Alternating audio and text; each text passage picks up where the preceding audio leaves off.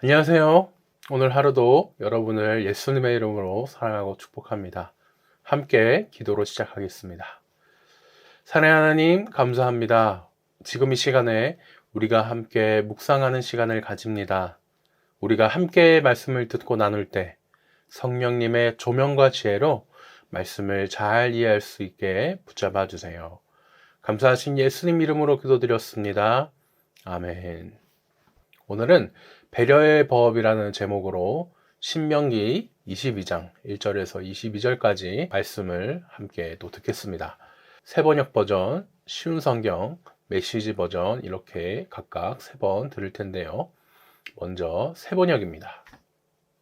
당신들은 길 잃은 이웃의 소나 양을 보거든 못 본 채 하지 말고 반드시 끌어다가 그 이웃에게 돌려주어야 합니다. 또 당신들은 그 이웃이 가까이에 있지 않거나 누구인지 알지 못한다 해도 그 짐승을 당신들의 집에 끌어다 두었다가 그 주인이 찾을 때에 돌려주어야 합니다. 나귀도 그렇게 하고 옷도 그렇게 하십시오. 그 밖에도 이웃이 잃은 것이 무엇이든지 당신들이 발견하거든 그렇게 하고 못 본 채 하지 마십시오. 이웃의 낙이나 소가 길에 쓰러져 있는 것을 보거든 못 본 채 하지 마십시오. 당신들은 반드시 그 이웃을 도와 그것을 일으켜 주어야 합니다. 여자는 남자의 옷을 입지 말고 남자는 여자의 옷을 입지 마십시오. 주 당신들의 하나님은 이렇게 하는 사람을 싫어하십니다.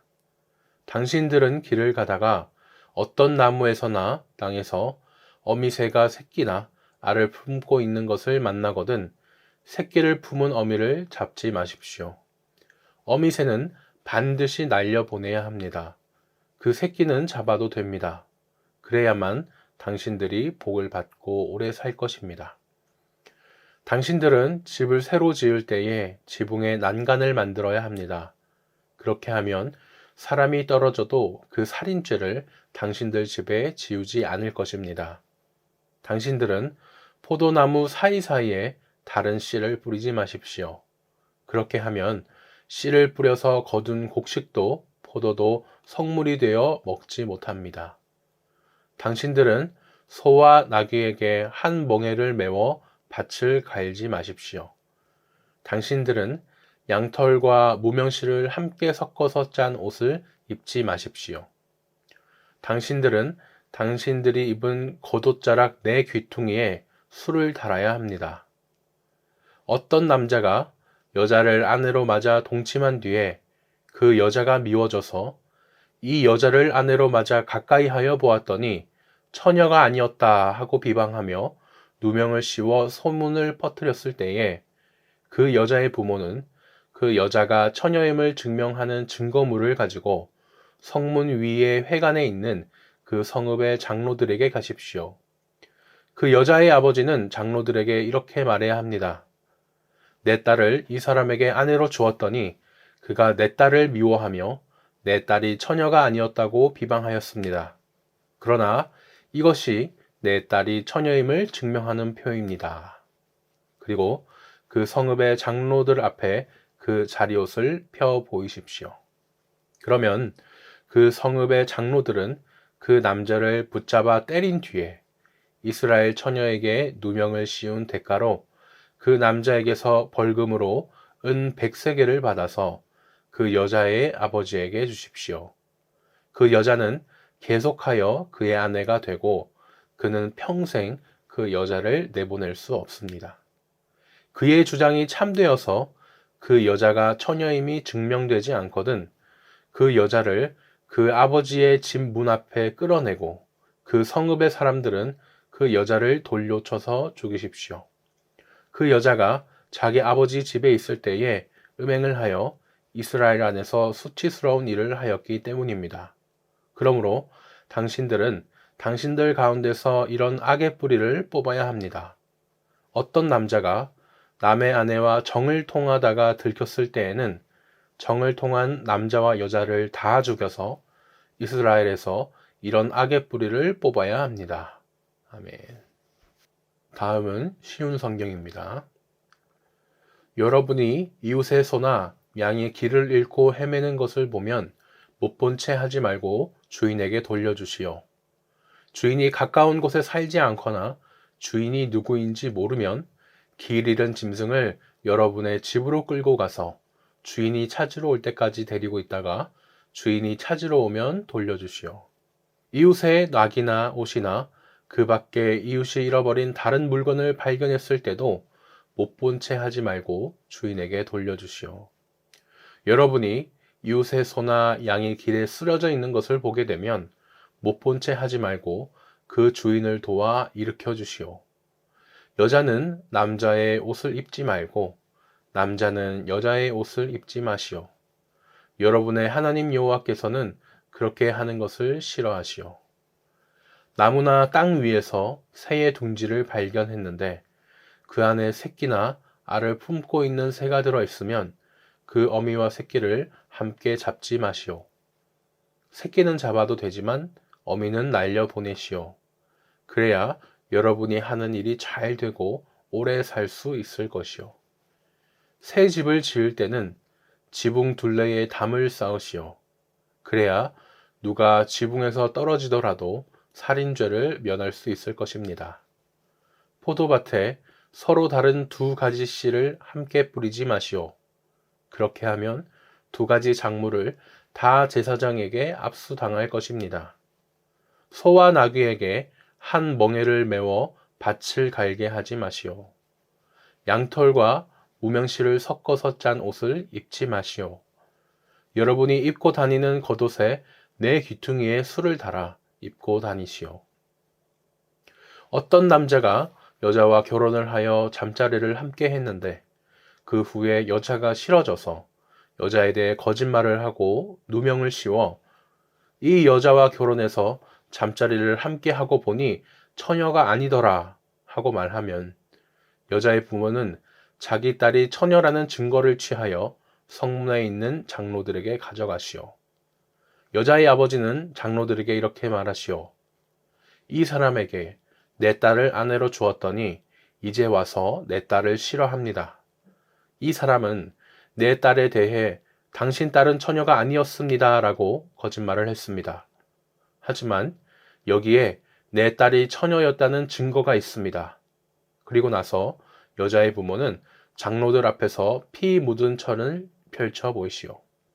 그러면 장로들은 그 남자를 붙잡아 벌을 주시오. 장로들은 그에게서 은 100세겔을 받아 여자의 아버지에게 주시오. 이는 그가 이스라엘 처녀에게 누명을 씌웠기 때문이요.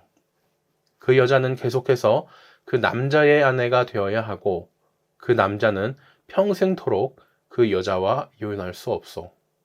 그러나 남편이 말한 것이 사실이어서 그 여자가 처녀였다는 증거가 발견되지 않으면 그 여자를 그의 아버지 집 입구로 끌고 가시오. 그리고 그 마을 사람들에게 그 여자를 돌로 쳐 죽이게 하시오. 이는 그 여자가 자기 아버지 집에 살면서 결혼을 하기도 전에 성관계를 맺음으로 이스라엘 가운데 부끄러운 일을 했기 때문이요. 여러분은 여러분 가운데서 그런 악한 일을 없애버리시오. 어떤 남자가 다른 남자와의 아내와 성관계를 맺다가 들켰으면 성관계를 맺은 그 남자와 여자를 둘 다 죽이시오. 이스라엘 가운데서 그런 악한 일은 없애야 하오. 아멘. 마지막으로 메시지입니다. 동족의 소나 양이 줄이 풀려 돌아다니는 것을 보거든 못 본 척 고개를 돌리지 마십시오. 그 짐승을 본래 있던 자리로 즉시 돌려 보내십시오. 여러분의 동족 이스라엘 사람이 가까이에 없거나 여러분이 그 짐승의 주인을 알지 못하겠거든 그 짐승을 집으로 끌고 가서 잘 보살피십시오. 그러다가 여러분의 동족이 그 짐승에 대해 물어오면 그때 그에게 돌려주십시오. 여러분의 동족 이스라엘 사람이 낙이든 옷가지든 그 무엇을 잃어버리든지 그렇게 하십시오. 못 본 척 고개를 돌리지 마십시오. 동족의 낙이나 소가 상처를 입어 길가에 쓰러져 있는 것을 보거든 못 본 척 고개를 돌리지 마십시오. 여러분의 동족을 거들어 그 짐승을 일으켜 주십시오. 여자가 남자 옷을 입어서는 안 되고 남자가 여자 옷을 입어서도 안 됩니다. 이런 것은 여러분의 하나님께 역겨운 짓입니다. 여러분이 길을 가다가 나무나 땅에서 새의 둥지를 발견했는데 어미새가 새끼나 알을 품고 있는 경우 새끼를 품고 있는 어미새는 잡지 마십시오. 새끼는 잡아도 되지만 어미새는 날려보내십시오. 그래야 여러분이 오래도록 잘 살게 될 것입니다. 새로 집을 짓거든 지붕 둘레에 난간을 설치하여 안전하게 하십시오. 그래야 누군가 떨어져 죽는 일이 없고 여러분의 집이 사망사고를 책임지는 일도 없을 것입니다. 여러분의 포도밭에 두 종자의 씨를 섞어서 뿌리지 마십시오. 그럴 경우 여러분이 뿌린 곡식과 포도밭의 수확물 전체를 잃게 될 것입니다. 소와 나귀를 한 멍에에 메워 밭을 갈지 마십시오. 양털과 모시실을 섞어 짠 옷을 입지 마십시오. 몸에 걸치는 겉옷의 네 귀퉁이에 술을 만들어 다십시오. 어떤 남자가 여자와 결혼하여 잠자리를 같이 하고 나서 갑자기 그 여자를 난잡한 여자로 욕하면서 내가 이 여자와 결혼하여 잠자리를 같이 하고 보니 처녀가 아니었다 하고 누명을 씌울 경우 그 여자의 부모는 그 여자가 처녀였다는 증거물을 가지고 그 여자와 함께 성문에 있는 지도자들에게 가야 합니다. 그런 다음 그 여자의 아버지는 지도자들에게 이렇게 말해야 합니다. 내가 내 딸을 이 남자에게 아내로 주었는데 그가 갑자기 내 딸을 욕하며 내쳤습니다. 그리고 이제는 내 딸이 처녀가 아니었다고 비방하고 있습니다. 하지만 이것을 보십시오. 내 딸이 처녀였다는 증거가 여기 있습니다. 그러고는 지도자들 앞에 그 여자의 피 묻은 결혼 예복을 펴놓아 확인할 수 있게 해야 합니다. 그러면 성읍의 지도자들은 그 남편을 붙잡아 매질하고 그에게 은화 100개를 벌금으로 부과하여 그것을 받아 그 여자의 아버지에게 주어야 합니다. 그 남자가 이스라엘의 처녀에게 누명을 씌웠기 때문입니다. 그는 그 여자를 아내로 데리고 있어야 하며 결코 이혼해서는 안 됩니다. 그러나 그의 주장이 사실로 드러나고 그 여자가 처녀였다는 증거가 없으면 성읍의 남자들이 그 여자를 그 아버지의 집문 앞으로 끌어내어 돌로 쳐서 죽여야 합니다. 그 여자가 이스라엘 가운데서 수치스러운 일을 하여 자기 부모의 집에 있을 때에 창녀처럼 살았기 때문입니다. 이렇게 여러분은 여러분 가운데서 악을 제거해 버리십시오. 어떤 남자가 다른 남자의 아내와 잠자리를 같이 하다 발각된 경우 둘 다 죽여야 합니다. 이스라엘 가운데서 그런 악을 제거해 버리십시오. 아멘. 네, 저희가 지금까지 세번역 쉬운 성경 메시지 순서대로 말씀을 들었습니다. 이제 부활주일을 끝으로 마가복음이 끝났죠. 다시 저희가 1월부터 시작했던 신명기를 계속 이어나가고 있습니다.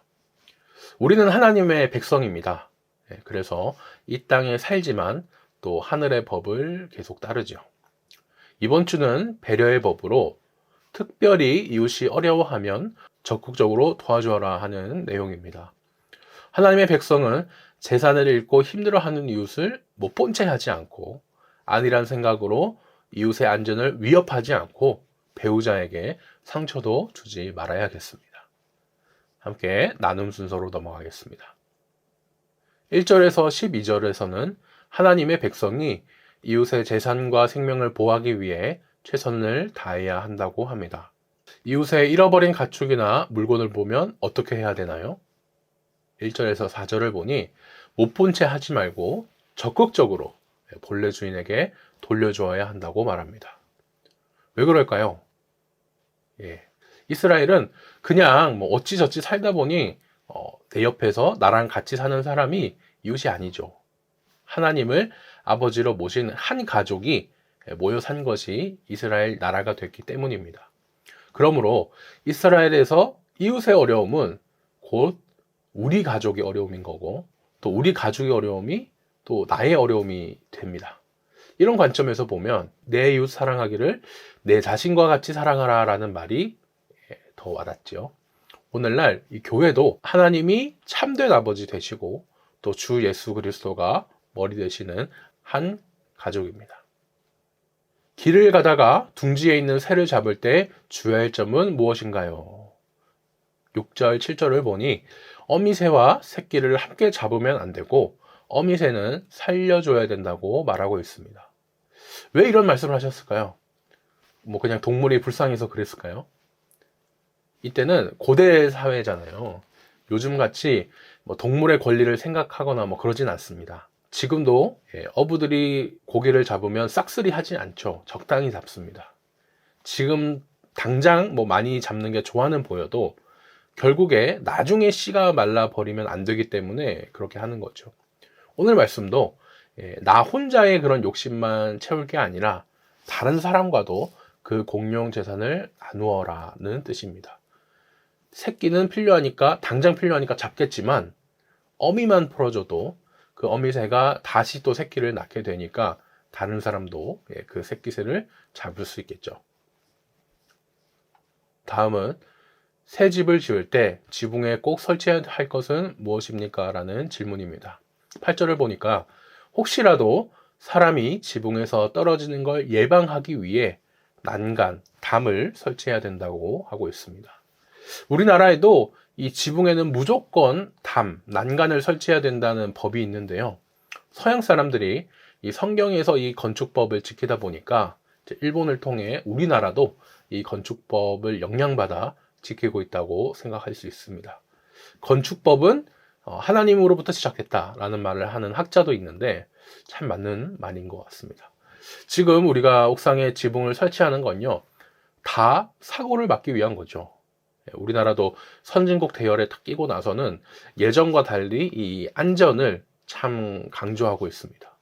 사고가 일어난 후에 안전장치 마련하는 거, 이건 이미 소 잃고 외양간 고치는 거죠.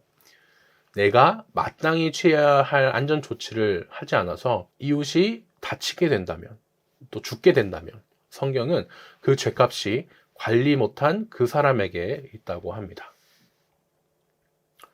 나눔 2번 한번 나눠보겠습니다. 위기 관리를 제일 잘하는 방법이 있죠. 그 위기가 일어나기 전에 미리 막는 겁니다. 작은 안전 조치지만 이 작은 안전 조치가 큰 사고를 막을 수 있습니다. 안전 불감증으로 인해 안타까운 사고가 참 많이 발생을 하는데 이 소중한 생명을 지키기 위해 개인 그리고 공동체가 취해야 할 예방 조치는 무엇일까 함께 생각해 보면 좋겠습니다. 큰 2번으로 넘어가서요. 13절에서 22절을 보니 하나님의 백성은 이제 혼인 관계에 있어서 정결해야 된다는 내용을 다루고 있습니다. 남편이 아내에게 누명을 씌우려 하면 이 공동체는 어떻게 해야 할까요? 13절에서 19절을 보니까 먼저 이 남편의 주장이 사실인지 조사해야 합니다. 그리고 이때 신부 아버지가 딸의 자리옷을 증거물로 보여줄 수가 있죠. 지금도 이렇게 남편과 아내가 이혼을 할 때 재산 분할 때문에 문제가 되곤 합니다. 물론 이혼하는 것 자체가 문제지만 재산 분할 때문에 서로 더 많이 싸우죠. 당시 이스라엘에서 남편이 재산의 손해를 보지 않으면서 이혼할 수 있는 가장 그럴싸한 핑계가 바로 아내가 순결을 지키지 못했을 때입니다. 갑자기 아내가 꼴 보기 싫어져 가지고 이혼하려고 하는데 아무 사유가 없으니까 아내가 순결을 못 지켰었다라고 누명 씌우고 거짓말을 하고 있는 거죠. 이게 얼마나 참 악합니까? 남편의 주장대로라면요, 아내가 잘못한 거기 때문에 여인의 아버지는 신랑 측에 결혼할 때 들고 왔던 그 지참금도 돌려줘야 됩니다. 하지만 또 우리 성경은 이런 상황에 그 힘없는 신부가 억울한 누명을 벗을 수 있는 방법도 알려주고 계시죠. 유대인들이 입는 겉옷은요, 평소에는 이 옷이지만 큰 천이다 보니까 이부자리처럼 쓸 수도 있었습니다. 바로 첫날 밤 썼던 자리옷을 잘 간직해 가지고 순결을 지켰었다는 걸 증명하는 거죠. 물론 이 현대의 여성은 일도 많이 하고 활동이 많아져서 그 증거가 되진 못합니다. 문자적으로 지금 저희가 이걸 지킬 수는 없죠. 하지만 당시 문화에서 이 여성은 집안에서만 많이 머물렀다 보니까 이 자리옷에 첫날 밤 흘린 피를 보고 이 신부가 정말 남편과의 그런 결혼 생활을 위해 순결을 잘 지켰구나라는 것을 알 수 있었습니다. 이런 증거가 있으면 그 남성은 이제 거짓말한 게, 누명 씌운 게 드러난 거죠. 무고죄로 큰 형벌을 받게 됩니다. 쳐맞는다라고 이렇게까지 되어 있죠.